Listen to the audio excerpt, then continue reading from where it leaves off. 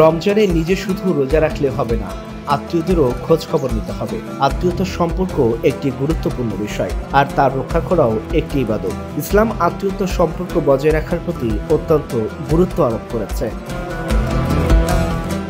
এ বিষয়ে আল্লাহ তাআলা বলেন, হে মানব সমাজ, তোমরা তোমাদের পালনকর্তাকে ভয় করো, যিনি তোমাদেরকে এক ব্যক্তি থেকে সৃষ্টি করেছেন এবং যিনি তার থেকে তার সঙ্গিনীকে সৃষ্টি করেছেন আর বিস্তার করেছেন তাদের দুজন থেকে অগণিত পুরুষ ও নারী। আর আল্লাহকে ভয় করো, যার নামে তোমরা একে অপরের নিকট যাচনা করে থাকো, এবং আত্মীয় জ্ঞাতিদের ব্যাপারে সতর্কতা অবলম্বন করো। নিশ্চয়ই আল্লাহ তোমাদের ব্যাপারে সচেতন রয়েছেন। আত্মীয়তার সম্পর্ক ছিন্ন করার পরিণাম ভয়াবহ। যে ব্যক্তি আত্মীয়তার সম্পর্ক ছিন্ন করেন, আল্লাহ তাআলাও ওই ব্যক্তির সঙ্গে সম্পর্ক ছিন্ন করেন।